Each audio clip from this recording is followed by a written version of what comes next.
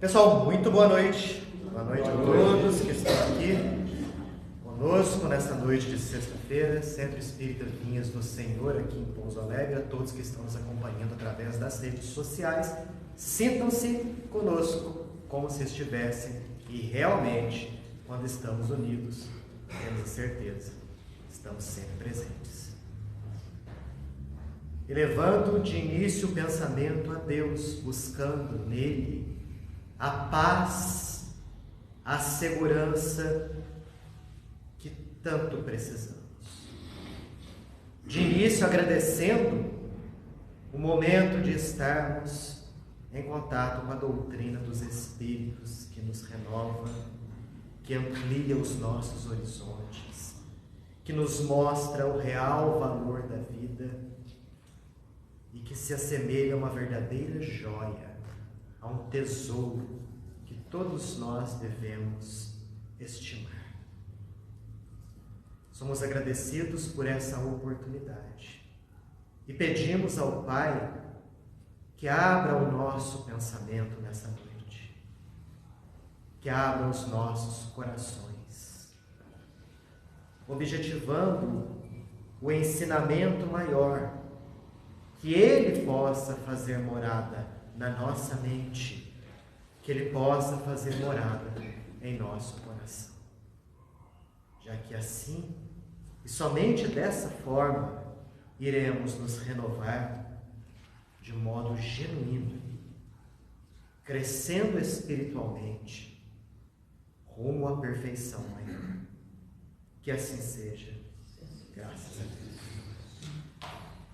Pessoal, hoje nós iremos encerrar o capítulo de número 6, já que na semana passada e na retrasada nós estávamos comentando a respeito dele, conforme aquilo que a gente já havia adiantado. É um capítulo um tanto quanto longo, porém, como todos os capítulos aqui, necessários à nossa maior compreensão a respeito das questões de céu e de inferno. Esse capítulo 6 fala a respeito da doutrina das penas eternas. E na semana passada, nós apresentamos os 3 argumentos principais daqueles indivíduos que são favoráveis às ideias das penas eternas, ou seja, de um inferno eterno. E vimos quais foram as refutações que Allan Kardec fez a cada um desses argumentos aqui, a cada uma dessas proposições que foram apresentadas e que nós comentamos muito bem na semana anterior. Bom, hoje nós iremos fechar esse capítulo, porque até então Kardec fez as refutações partindo de uma base simplesmente lógica e racional. Nós vimos que determinada coisa, determinado tipo de fato que existe, ele só pode ser considerado como sendo real mesmo na sua essência, quando ele é passado pelo crivo da razão e pela concordância dos fatos. A razão nós já vimos na semana passada, quais foram as argumentações contrárias à doutrina das penas eternas. Agora nós vamos ver a questão dos fatos. O que os fatos mostram de impossibilidade da existência de um inferno eterno, das penas eternas. Ele continua aqui, dizendo aqui no item 18, que o dogma das penas eternas é incompatível com os fatos. Por que incompatível? Porque, uma vez o destino da alma sendo fixado após a morte, absolutamente encerra qualquer ideia de progresso. Vocês vão notar que a gente vai comentar bem essas duas dicotomias aqui, essa dicotomia, essas duas partes. Uma, a questão das penas eternas, e outra, a questão do progresso. Porque uma coisa absolutamente é o contrário da outra. Havendo penas eternas, obviamente não pode haver progresso. Havendo um progresso, com certeza não pode haver penas eternas. A partir do instante que o indivíduo morre e ele é colocado eternamente no inferno, acaba a questão do progresso. Aí vem a pergunta. Cabal. A alma progride ou a alma não progride? Porque, dependendo da resposta, nós vamos verificar se a questão das penas eternas é verdadeira ou é falsa. Como que a gente vai responder isso daí? A alma progride ou não? Não precisa muita coisa. Basta nós olharmos a humanidade como um todo. Olhando a humanidade nos dias de hoje, nós vamos ver a imensa diversidade intelecto-moral. As pessoas são iguaizinhas do ponto de vista intelectual? Não. Negativo. As pessoas são idênticas do ponto de vista moral? Não. Idem. Também não. Se nós formos mais longe, se nós compararmos as populações selvagens do planeta com aquelas populações que detêm um grau de intelectualidade maior, basta a gente olhar que nós vamos perceber uma imensa disparidade entre uma e outra. De outra forma, se nós compararmos um povo em épocas diferentes, vamos pegar, por exemplo, a civilização europeia, de modo geral, hoje, e a mesma civilização de 2000 anos atrás. É idêntica, sob o ponto de vista intelectual? É idêntica sob o ponto de vista moral? Também não. Então é inegável que houve um progresso. Ah, não, mas espera aí, essa história de progresso não existe porque Deus cria as almas no instante do nascimento. Será mesmo? Lembram quando nós abordamos aqui a questão dos atributos de Deus? Que os atributos de Deus são infinitos. E, portanto, você não pode tirar um pedacinho sequer de nenhum atributo dele. E que um dos atributos mais importantes ali, aliás, todos são igualmente importantes, é a da justiça. Deus tem a infinita justiça. Então, se não existisse a reencarnação, se as almas fossem criadas no instante do nascimento, o que a gente veria? Veríamos Deus criando almas de todos os níveis possíveis. Sob o ponto de vista intelectual e sob o ponto de vista moral. Deus criando a alma de um selvagem que vai ficar o resto da sua existência sem ter tanto conhecimento e tanto desenvolvimento moral, e a alma de um indivíduo que encontra-se num meio onde tem todas as oportunidades para se desenvolver sob o ponto de vista intelectual e moral. Todos os bons exemplos, todas as boas faculdades. Deus seria justo? Vem aí a pergunta. É óbvio que não. Certamente que não. Então, se Deus é a imensa e infinita justiça, é porque a alma que hoje é avançada intelecto-moralmente, no passado não era. Ela se fez assim, através de inúmeras reencarnações. E aí Deus é restabelecido na sua infinita justiça. Porque a alma do selvagem hoje irá reencarnar diversas vezes e vai atingir o nível de conhecimento da alma de um indivíduo que hoje detém um alto grau de intelecto e moralidade. Então a questão do progresso é algo patente, é algo que se mostra na sociedade. E se o progresso existe, automaticamente a questão das penas eternas não existe. Kardec dá um exemplo interessante aqui. Ele fala a seguinte coisa, imagine um jovem de 20 anos, um jovem de má índole, um sujeito preguiçoso, que não trabalha, que não estuda, que só dá trabalho nos pais, que é envolvido com tanto de coisa ruim. Imagina um sujeito desse, 20 anos de idade. De repente, esse indivíduo, por algum motivo qualquer, se vê colocado em outras circunstâncias, num outro meio, num outro ambiente. Começa a receber uma instrução, começa a receber noções mais elevadas. Esse indivíduo começa a se emendar na vida. começa a trabalhar, a estudar. De repente, de ateu e materialista que era, passa a ter uma religião, casa-se, vira um exemplo de chefe de família, de marido, de pai, um excelente indivíduo para a sociedade e morre numa idade avançada. Imagine esse indivíduo morrendo com 90 anos de idade, um verdadeiro santo. Havendo a questão do céu e do inferno, pensem bem, para onde que esse sujeito iria? Para o céu ou para o inferno? Céu ou para o inferno, gente? Céu. Esse indivíduo se encarnou numa idade avançada, é um indivíduo assim que é um exemplo da sociedade, um exemplo dentro da família. Maravilha. Agora imagina só, vamos recuar no tempo.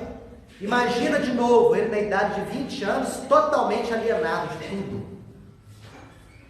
E um acidente acontece. E ele morre. E ele desencarna. Do jeitinho que ele estava. Inconsciente de tudo, mau elemento, sabe, não estudava, não trabalhava. Qual seria o destino dele? O céu ou o inferno? O inferno. Esse homem iria para o inferno. Ele iria para o inferno simplesmente porque ele não teve tempo de progredir. Quer dizer, a ida para o céu ou a ida para o inferno, nesse caso, é uma questão de tempo. E quantos por aí não desencarnam no auge da inconsciência dos próprios deveres? Não é? É de se pensar, por que Deus não deu para esse sujeito mais tempo para ele poder se emendar? Por que ele desencarnou com 20 anos, 25, 30? Se Deus desse mais tempo, talvez ele teria chance de poder se corrigir. E aí, numa idade avançada, desencarnar e ir para o céu. Vocês estão vendo aonde que a ideia das penas eternas coloca Deus? Como um sujeito parcial, como um sujeito que dá privilégios para uns e nega esses mesmos privilégios para outros. Fala.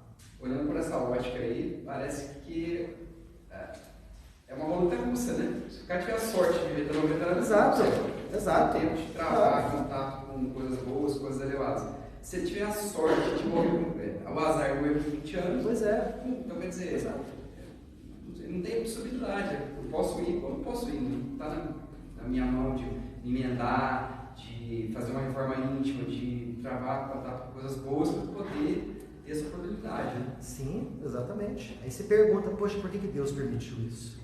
Deus não é suprema bondade?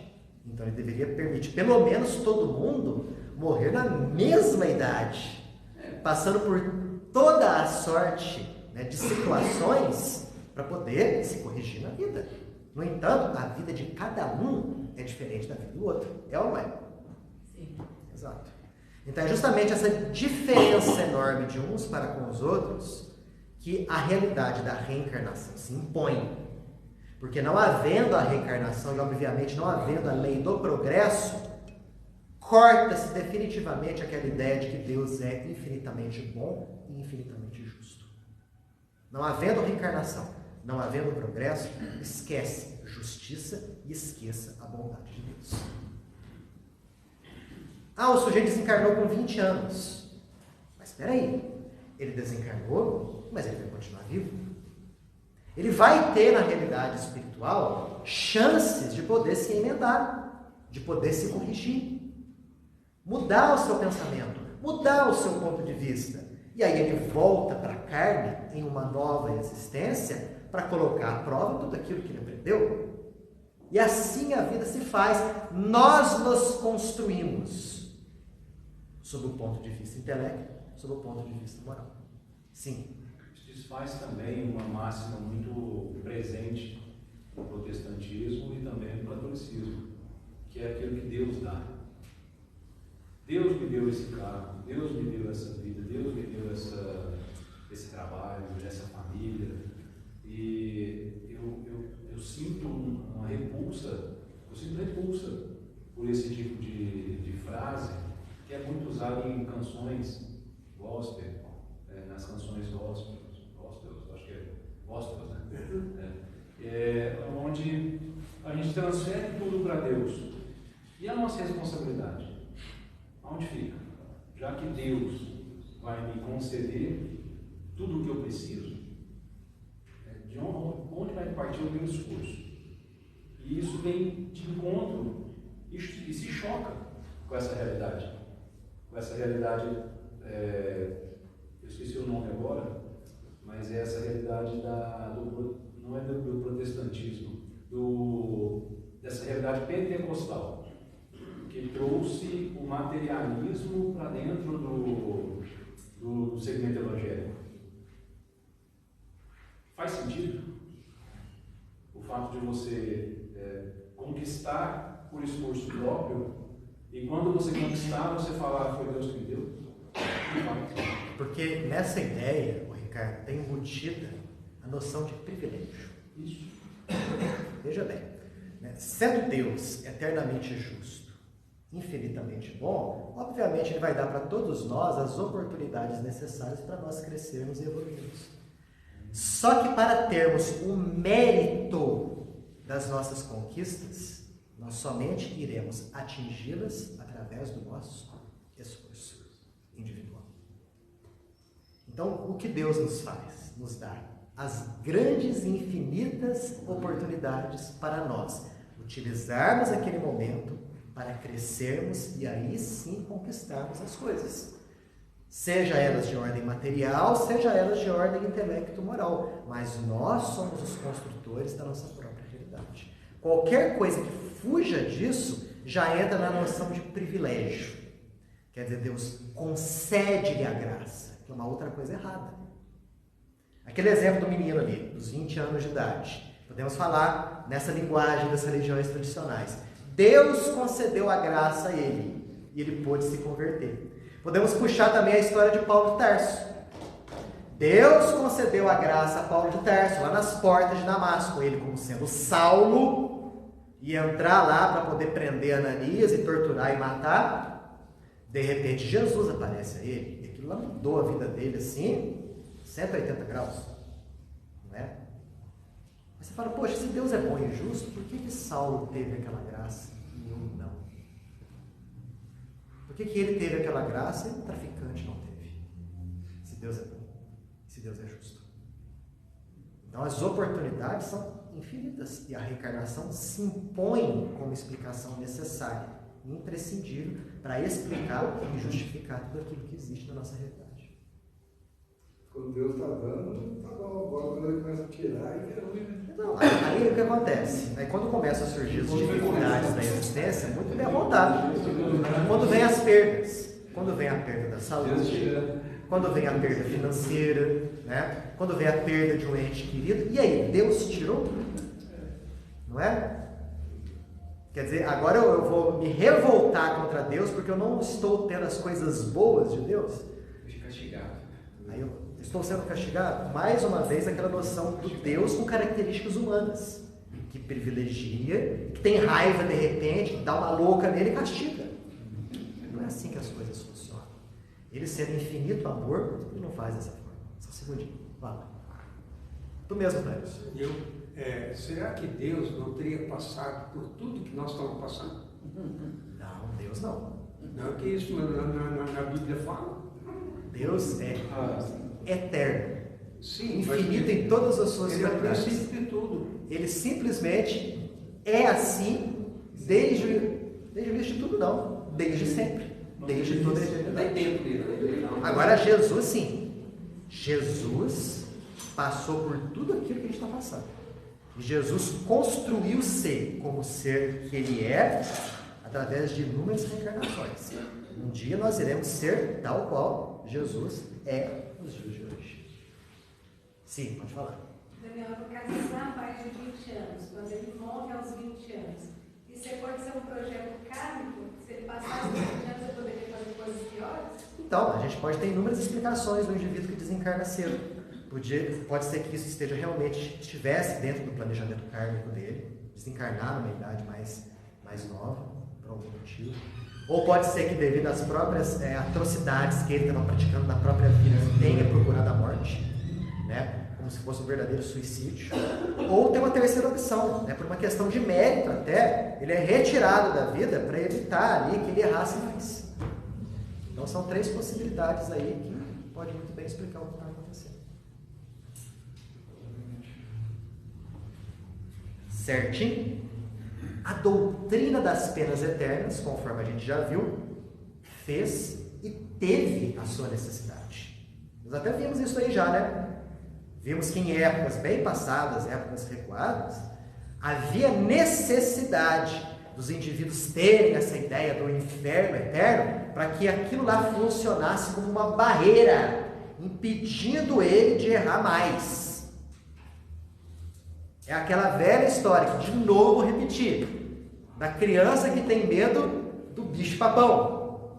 Você não quer que aquela criança mexa ali no artesanato que a dona Margarete faz. Aí você fala assim, se você chegar lá e mexer no artesanato que a dona Margarete faz, o bicho-papão vai te pegar de noite. Aí ele, com medo, lá com seus 3, 4 aninhos, não vai mexer, não vai quebrar nada. Mas ele vai crescer.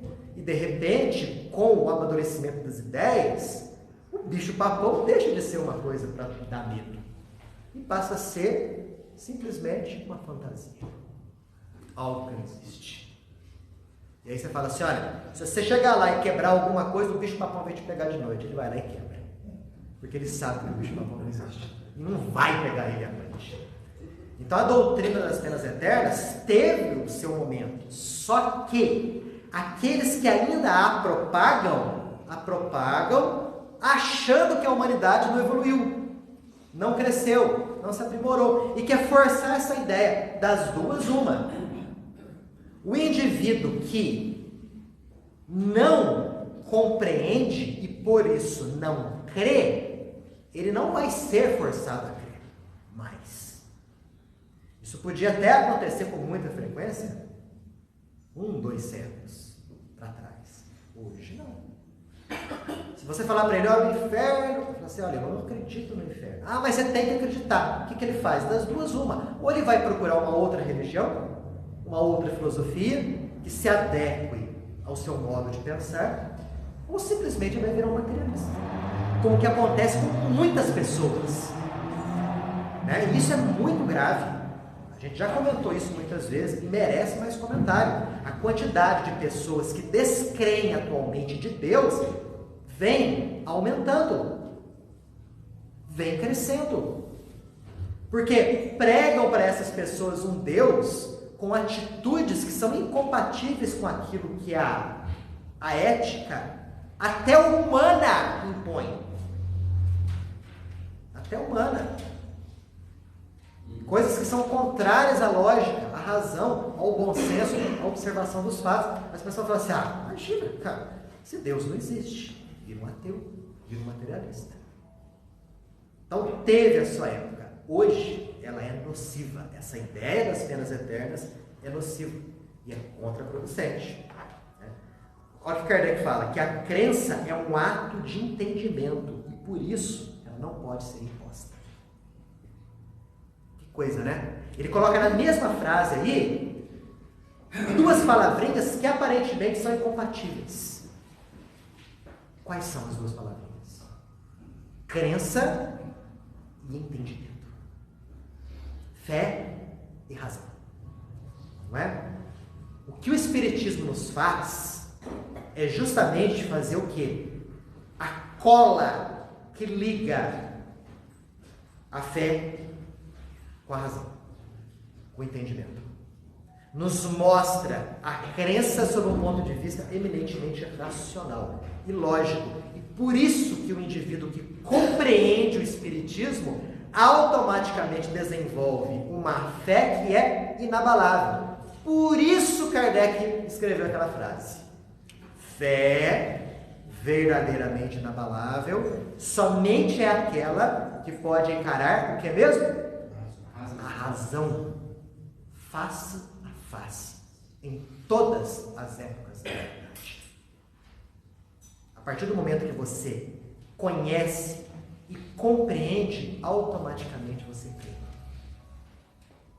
Aqui na doutrina espírita, a crença, inclusive, chega ao status de certeza. Porque Porque crença é uma coisa vaga. A certeza é algo pétreo. Não dá pra gente sair daquela certeza. É um fato, né? É um fato, acabou. Mas uma coisa pra você não tem que provar para os outros que o sol é quente. Não tem. Né? Vai querer provar para alguém que o sol é frio, você vai ser colocado numa camisa de força. O sol é quente pelo fato dele ser. Então vai chegar o momento, e ele já está aproximando, que ideias como vida após a morte vão ser de conhecimento geral, porque serão provadas. Né? E o próprio Chico certa vez falou que é a ciência que vai fazer isso. É a ciência. Através dos próprios equipamentos eletrônicos, os indivíduos que já estão do lado de lá irão travar contato com aqueles que ainda estão aqui. E aí não vai ter dúvida nenhuma, isso já está acontecendo de mansinho, através da transcomunicação instrumental. Se os cientistas deixassem de lado a arrogância, que é característica de muitos deles, não todos, né? Mas de muitos deles, e se debruçassem na análise desses fenômenos todos, eles iam proclamar aos quatro ventos que existe vida depois da morte. E aí tudo vai mudar. Tudo na nossa vida vai mudar. Porque a pessoa vai deixar de ficar tão apavorada para correr e amealhar recursos materiais, porque ela sabe que ela vai deixar tudo aqui, mas ela vai continuar viva. E ela vai ter a certeza de que as condições que vão garantir a felicidade ou a infelicidade dela não dependem da matéria.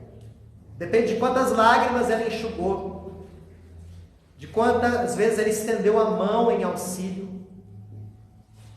do esforço que ela fez para se corrigir, que são as condições que garantem a felicidade e a felicidade futura. Não é? Perguntas? Daniel. Sim. Então, se eles deixassem de lado tudo isso que você falou, independente de qualquer coisa, e debruçassem em cima das obras de Kardec, o trabalho de Kardec é uma coisa fenomenal. É uma coisa assim, sabe, digna desses. É uma coisa fenomenal. É que eles não tiram o preconceito, porque o trabalho dele em si, independente de qualquer coisa, é um negócio muito bem feito. Você falou uma coisa certa, você usou a palavra perfeita, preconceito. É o orgulho. Eles falam o seguinte, peraí, espiritismo, vida após a morte, alma, coisa de gente ignorante, não é para mim. Só por isso eles não se debruçam em estudar. Porque todo e qualquer cientista do passado e do presente, que mesmo cético, se dedicou a analisar os fenômenos mediúnicos, por exemplo, sem preconceito, com a seguinte ideia: venha o que vier, mas eu quero provar se é verdadeiro ou se é falso. Todos os cientistas foram levados a aceitar a realidade dos fenômenos. Essa falta de aceitação também, eu acho que é o medo da responsabilidade. Também tem um pouquinho disso. Porque você é responsável por tudo que você faz. O medo da responsabilidade. O medo da responsabilidade, das consequências do que você faz. Eu já ouvi de umas 2, 3 pessoas, né, que o espiritismo é fantástico, mas que não é para mim. Porque impõe muita mudança, impõe muita responsabilidade. Mas de leve vai acontecendo. E a gente prestar atenção perto da gente. Né? Tem uma pessoa próxima a mim, que é da Renovação Carismática, e acabou de falar essa semana, ele falando comigo, falou, nossa, Lenise, vou comprar o livro dos Espíritos, que é muito interessante, eu preciso. Eu falei, realmente. Aí ele virou e falou assim, você vê a Nete Guimarães? Eu falei assim, você falou, também a gente aprende muito. Eu falei, aprende. E é da Renovação Carismática. E a Renovação Carismática está muito próxima do fenômeno mediúnico. Acontece ali, né, em muitos casos, é manifestação espiritual. Como é que você colocaria essa frase? Que no universo nada se perde, nada se cria, tudo se transforma. Essa frase, inclusive, é o primeiro princípio da termodinâmica. Que a matéria e a energia, elas não são destruídas, elas simplesmente são transformadas. Isso daí, se a gente levar sob o ponto de vista espiritual, é um dos argumentos favoráveis à existência de vida após a morte. Sim. Porque a partir do momento que o indivíduo está vivo, ele não vai morrer, ele vai ser transformado. É por isso que a gente entra num certo entendimento, a partir do momento que começa a ler as Escrituras, né? Que fala que Deus é o princípio inteligente, causa primária de todas as coisas. Né? Então, se Ele é o princípio inteligente, causa primária de todas as coisas, também ele foi um ser, né, constituído de vermes, como nós somos. E Ele passou por todas as experiências que nós estamos passando. Porque senão, como é que ele ia saber de tudo? Vamos fazer a seguinte distinção aí, tá? De Deus e de Jesus. São dois seres diferentes. Deus é eterno. Deus não teve início e não terá fim. E Ele sempre foi do jeito que Ele é. Porque senão Ele não teria criado um universo harmônico do jeito que o universo se encontra e é. Deus.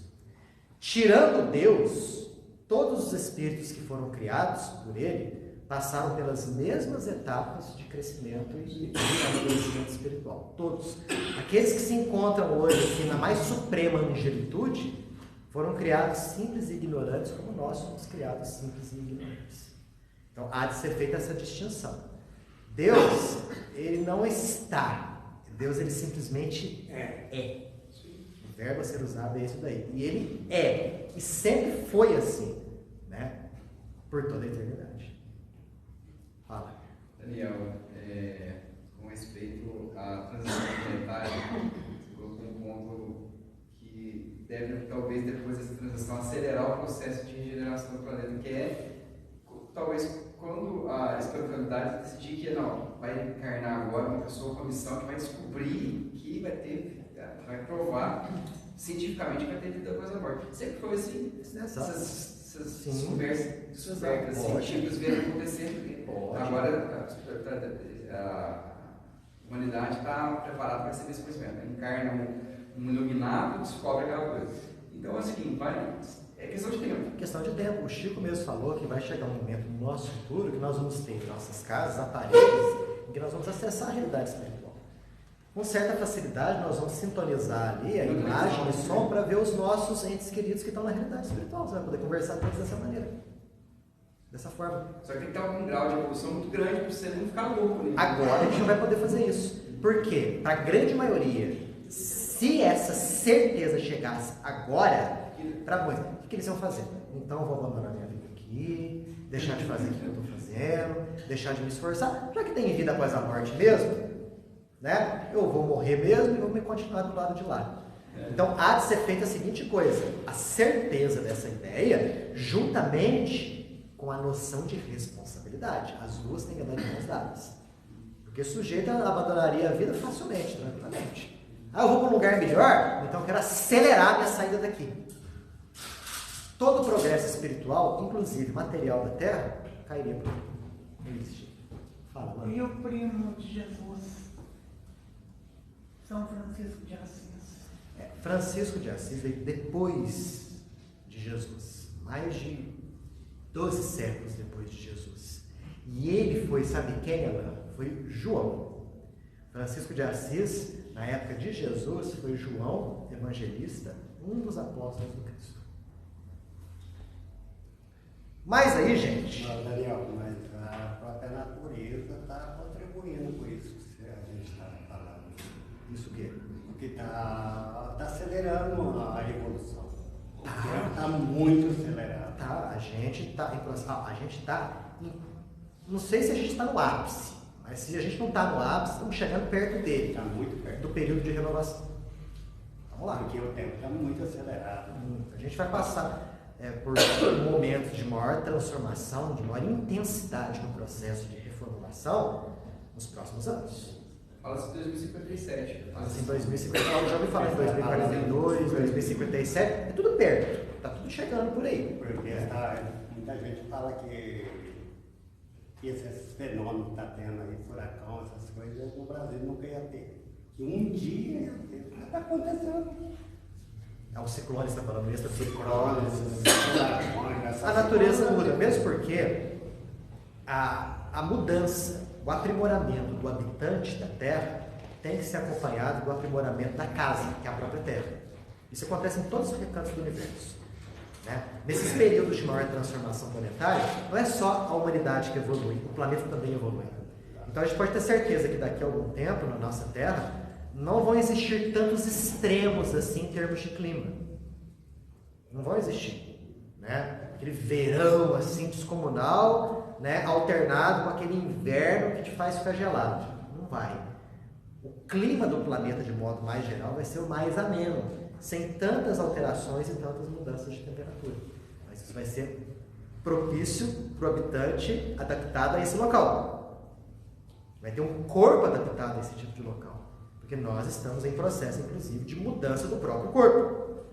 Milhões já estão reencarnando aí com a carga genética levemente diferenciada para criar no futuro próximo o padrão, o biotipo do cidadão do terceiro milênio. Isso já está em processo. Né? Busquem na internet a questão do osso esfenoide. Guarda bem essa palavrinha aí. Do processo de inclinação do osso esfenoide, que é um osso que fica na base do crânio. Dá uma pesquisada no Google lá, semana que vem vocês trazem isso para mim. Dever de casa para vocês. Aí Kardec pergunta: bom, se não existem as penas eternas, por que existem muitas pessoas que ainda insistem em provar, em querer que os outros acreditem nas penas eternas? Por que ainda existem pessoas assim? Né? Olha o que Kardec responde. Que, infelizmente, uma questão material domina esse tema. Uma questão material que se sobrepõe à questão religiosa. Ele fala assim, que as quantias arrecadadas com a ideia das penas eternas, no passado e nos dias de hoje, são incalculáveis. Muitos por aí podem até não aceitar a ideia das penas eternas, mas a fim de ganharem, fazem questão de falar da existência delas, porque através do medo as pessoas pagam para ter um lugar no céu e fugir do inferno. É o purgatório que você falou, né? É a questão totalmente material. Né? Se você não doar uma certa parcela daquilo que você ganha, automaticamente você, infelizmente, não vai poder desfrutar, né, do reino de Deus, ou de um paraíso futuro. Kardec usa a seguinte frase: é um imposto prévio pago ao temor da eternidade. Quer dizer, eu tenho medo de passar a eternidade no inferno, então eu faço questão de pagar uma quantia por mês para garantir o meu lugar do lado de lá. Kardec mentiu ao falar isso, gente? Não, nem um pouco, né? Nem um pouco. Se na época dele quantias incalculáveis eram arrecadadas, nos dias de hoje isso ainda permanece. Então, essa é a questão material que se sobrepõe à questão religiosa. Interesse financeiro. Interesse financeiro. Eu não duvido aqui, vamos deixar uma coisa bem clara, eu não duvido aqui que existam pessoas que sinceramente acreditam nisso. Não duvido. Mas eu também não duvido, tenho certeza que existem muitas pessoas que não acreditam nada nessa ideia de ter penas eternas, mas fazem questão de pregar para conseguir um bom dinheiro, para ter o carro do ano, para colocar o filho nas escolas mais caras, para ter jatinho, para ter mansões, para ter iates, apartamento em Miami e muita coisa. Atemorizam. O diabo é o maior aliado dessas pessoas. Porque a gente sabe que o diabo não existe. Mas a ideia do diabo é o maior aliado. Gente, como é? Porque através do medo, muitas pessoas, elas infelizmente, né, doam até o que não tem. Isso que Kardec coloca aqui. Aí eu pergunto, justamente essas pessoas são as que mais combatem o espiritismo. Não é? Que falam que o espiritismo é a casa do demônio, é a casa do encosto, é a casa do capeta, você não pode entrar no centro espírita, você não pode passar em frente da porta, você não pode nem pisar na mesma calçada. Até nos dias de hoje, estamos em 2023, há pessoas que pensam assim, que Prega-os. Porque o Espiritismo fala o quê? Que você não precisa pagar nada para ninguém. Você não precisa dar uma parte do teu salário para Deus. Porque Deus é o dono do universo. Ele não precisa de nada. Né? O Espiritismo fala que você constrói a sua felicidade ou a sua infelicidade pelos seus próprios atos, pelas suas próprias atitudes. Coloca nas nossas mãos a responsabilidade do nosso crescimento espiritual. Então tira poder dessas pessoas. Por quê? Para eu pagar esse imposto prévio, eu tenho que acreditar. Concorda comigo? Não é nada imposto. Eu tenho que pagar aquilo ali porque eu acredito. Agora, a partir do momento que você deixa de acreditar, você vai pagar? E manter a ignorância. Manter a ignorância. Acabou uma fonte de renda, acabou? Então, o que a doutrina faz, jogando ideias como essa, é tirar a fonte de renda de muita gente. Por isso que, na época de Kardec, quando Kardec estava codificando o Espiritismo, muita gente se levantou contra ele, porque eram pessoas inteligentíssimas. Eram pessoas que já anteviam o que ia acontecer. Vou mais longe. Na época de Jesus foi o que aconteceu. Porque os fariseus e os saduceus da época, detentores do poder religioso, conseguiam quantias fabulosas explorando a crença do povo. Quando eles perceberam aquele carpinteiro lá, que veio de uma cidadezinha merreca, que era Nazaré, falar a respeito de reino de Deus e tudo mais, e a cada um segundo as suas obras, o que eles já anteviram? Opa, se essas ideias se espalharem, acabou a nossa fonte de renda. Acabou o nosso renda. Por isso que eu digo, os fariseus que crucificaram Jesus, porque foram eles, o povo romano, o romano foi só um instrumento para aquilo. Os fariseus melhor entenderam a mensagem de Jesus do que os próprios apóstolos dele. Porque já anteviram os problemas que eles iam ter. Então, vamos calar logo o sujeito, dar um jeito de matar ele. Isso que aconteceu com Kardec, que não foi crucificado, mas foi imensamente perseguido. Não é verdade? Aliás, tudo aquilo que é novo provoca essa revolução, né? Tudo. Ele coloca aqui, as pessoas que são apegadas às coisas antigas, elas sempre fazem questão de ressaltar a importância das coisas antigas. E de uma certa maneira rebaixar as coisas novas. Aí ele fala aqui, quando a máquina de imprensa foi inventada, no século XV, o que será que os monges copistas pensaram, né? Porque até essa época, para você ter uma cópia de um livro, você tinha que providenciar que alguém copiasse aquele livro. Isso é caro, hein? Isso é caro. Só gente muito rica tinha livro. Né? Agora foi inventada a máquina de imprensa, você podia fazer inúmeras cópias. O que os monges copistas não pensaram, né? Outra coisa, quando o automóvel foi inventado, o que o pessoal da classe, né, dos charretes, né, diligentes, o que eles pensaram? Perdemos nosso emprego. Vocês acham que eles não criticaram? Não combateram a ideia do surgimento do carro? Combateram, claro. Então, tudo aquilo que provoca renovação, automaticamente provoca uma reação contrária daqueles interessados em manter a coisa do jeito que a coisa se encontrava.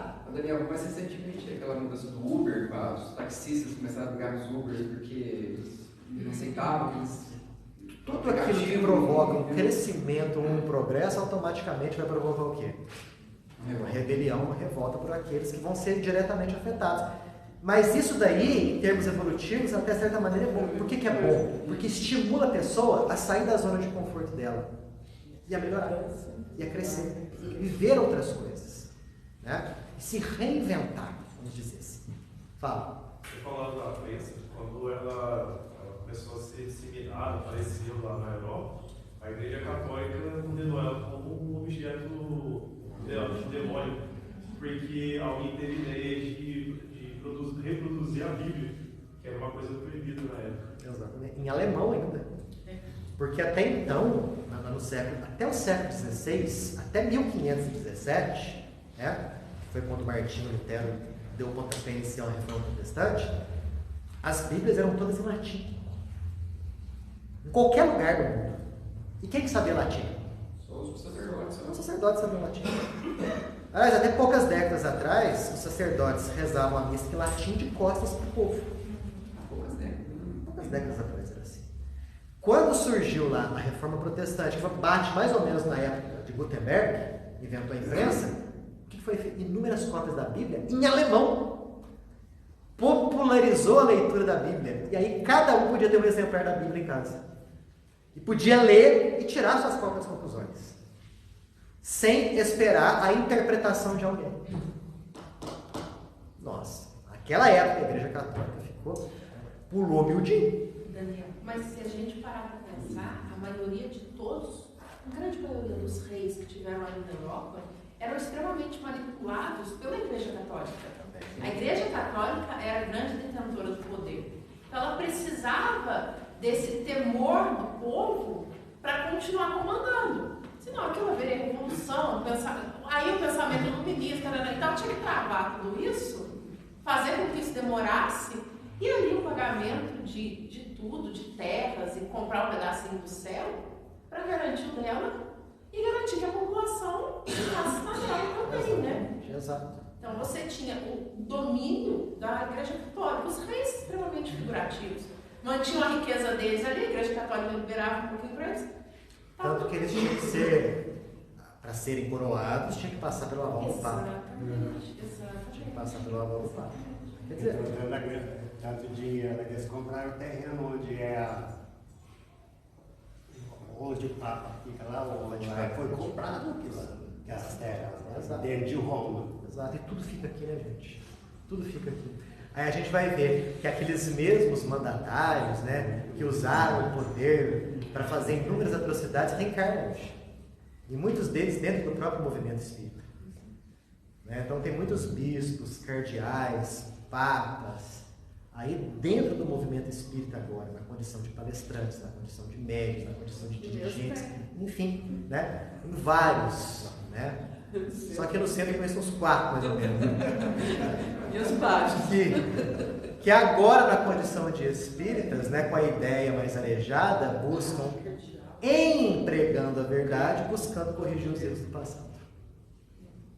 E não é? E graças a Deus que estamos tendo essa oportunidade aí. Por falar em Bíblia, Kardec coloca no finalzinho desse capítulo aqui, um trecho que está lá no Antigo Testamento, de um profeta chamado Ezequiel. Né? Que segundo Kardec aqui, ó, ele fala a seguinte coisa: aqueles que pretendem encontrar na Bíblia justificativa da eternidade das penas, pode-se opor os textos contrários que não deixam nenhuma ambiguidade. Quer dizer, se alguém falar para vocês, mas a questão do inferno eterno está na Bíblia, você fala assim, a questão que o inferno não é eterno também está na Bíblia. Ele coloca aqui um trecho em Ezequiel, que é no capítulo 28. Olha que interessante. Vamos acompanhar o raciocínio do profeta aqui. O Senhor me fala de novo e me diz. Primeira frase. Aqui, ó. Ezequiel era médium. Porque ele estava conversando com alguém invisível. Ele estava conversando com um ser humano. Quando ele fala que o Senhor falava com ele, ali era uma mediunidade audiente. E todos os profetas do Antigo Testamento assim o eram. Médiuns de vidência, audiência, de psicografia, médiuns de efeitos físicos. O que o Senhor diz para Ezequiel? Ezequiel, de onde vem que vos servis entre vós essa parábola e que tomastes como um provérbio? Os pais comeram uvas verdes e os dentes dos filhos se irritaram com elas. Então é Deus perguntando para Ezequiel. A gente sabe que não era Deus que estava conversando com Ezequiel, né? Mas naquela época, era Deus. A gente sabe que ali era um espírito de padrão evolutivo maior. Um mentor espiritual do Ezequiel, por exemplo. Ele perguntou assim, Ezequiel, e esse provérbio, essa parábola que vocês falam uns para os outros? Os pais comem uvas verdes e ao invés dos dentes dos pais ficarem irritados, o dente do filho fica irritado. De onde que vem isso? Eu juro por mim mesmo, disse o Senhor Deus, que esta parábola não passará mais entre vós, que todas as almas são minhas, estão para mim. A alma do filho está para mim, assim como a alma do pai. Ele está falando aqui. Se alguém faz alguma coisa errada, ele que vai pagar. Cada um conforme as suas obras. O outro não. A cada um segundo as suas obras. E ele continua. Se um homem é justo, não se entristece nem oprime ninguém, se retorna ao seu devedor o penhor que lhe dera, se não toma nada do bem do outro por violência, se dá roupa àqueles que estão nus, se dá pão àquele que tem fome. Ou seja, se existe uma pessoa que é muito boa e muito justa, essa pessoa viverá, muito certamente. Se esse homem tem um filho, e esse filho é um ladrão, que derrama o sangue, ou comete alguma dessas faltas, o filho vai morrer, muito certamente, uma vez que fez todas essas ações, e não o pai. Óbvio. Imaginemos um pai justíssimo que tem um filho ladrão. Quem que vai pagar pelo erro do filho ladrão? Pai? Não. Filho que é ladrão. Se esse homem tem um filho, e agora a situação se inverte, né? O filho é bom, o pai é ruim. Vendo todos os crimes que seu pai cometera, o filho não vai morrer por causa da iniquidade do pai, mas vai viver muito certamente. Seu pai, que oprimira os outros por meio de calúnias, que cometer ações criminosas, está morto por sua própria iniquidade. Se dizeis, por que o filho não carrega o pecado do pai? É porque o filho tem agido segundo a justiça e tem guardado todos os meus mandamentos e que os tem praticado. A alma que pecou morrerá ela mesma. O filho não carregará a iniquidade do pai e o pai não carregará a iniquidade do filho. Tem dúvida sobre isso aqui? Pergunto para vocês, o que eles nos falam e nos ensinam a respeito do pecado original? A gente carrega a culpa. A gente carrega a culpa que veio de Adão e Eva. Mas peraí, a própria Bíblia está falando que um não vai carregar a iniquidade do outro. Um não vai carregar a culpa do outro. Então, obviamente, nós não vamos carregar a culpa de terceiros, porque a cada um segundo as suas obras. E Ezequiel finaliza: eu quero a morte do ímpio, diz o Senhor Deus. Não, quero antes que se converta, que se retire do mau caminho e que viva. Essa frase acaba por vez com a história do inferno eterno, porque Deus não quer que a alma sofra por toda a eternidade. Ele quer que aquela alma se converta, volte para o bom caminho e viva. Aí vem a vontade de Deus. É como a nossa vontade? A nossa vontade é vacilante, é fraca, é trôpega. A gente quer agora, daqui a 10 minutos a gente não quer mais. A gente toma uma iniciativa de fazer alguma coisa hoje, na semana seguinte já esquece tudo. Essa é a nossa vontade. A vontade de Deus não. A vontade de Deus é infinita. Se Ele quer, acontece. Então, se Ele quer que a alma do ímpio se converta, é porque a alma do ímpio vai se converter. Ah, mas se o indivíduo morreu cometendo erros, essa alma vai se converter através de inúmeras reencarnações em que ele vai se corrigir, vai emendar-se e vai seguir o bom caminho. Quando eles falam que a Bíblia condena o espiritismo, ou é falta de conhecimento ou é falta de caráter mesmo. Porque é falta de conhecimento quando não leu e não compreendeu bem os ensinamentos bíblicos. Ou é falta de caráter quando conheceu, compreendeu bem, mas mesmo assim insiste em criticar. E até altera a Bíblia para poder. E até altera. Tem trechos bíblicos lá que falam de médium, espiritismo. São termos recentes, né? De 150 anos para cá. Encerramos o capítulo. Observações, comentários, dúvidas?